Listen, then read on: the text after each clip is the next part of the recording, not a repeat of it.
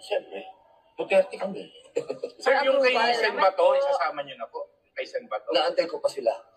Sa isa na lang po, para isa na lang po. Kinusot niyo si VP Sara tungkol. Wala. Wala siyang agent dito. Sen, ilan po kayo, ilan po kayo na magiging author po ng resolution? Ako lang, resolution ko lang yun. Tapos ilan na po yung nakuha yung support? Wala pa. Relax lang mga boss, wala pa. Hindi pa nila nababasa, wala pa.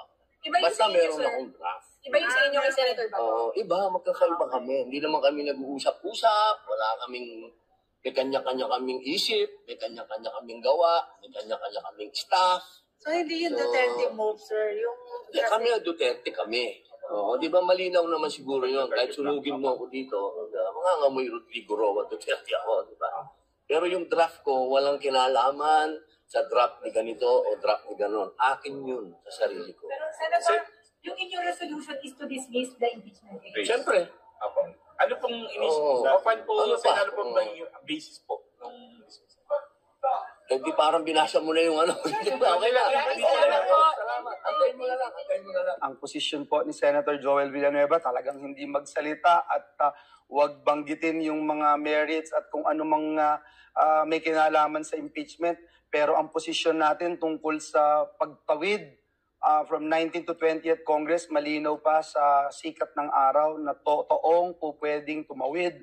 Paulit-ulit kong sinasabi yan, paulit-ulit kong sinasabi na constitutional duty ng Senado na magkaroon ng impeachment, i-convene ng impeachment court at kung kinakailangan ay mag-conduct ng trial.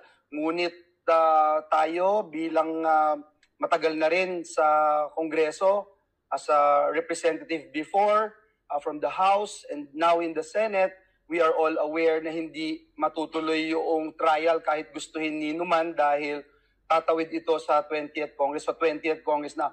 But the convening of the impeachment court, the issuance of the summons, walang naging question dyan from the very first day. I look at the rules and the traditions and precedents. Hindi ka dapat may kilingan dito, no? Prosecution man o convene the court, kailangan may notice pa rin. So that the two parties are aware that the impeachment court has convened.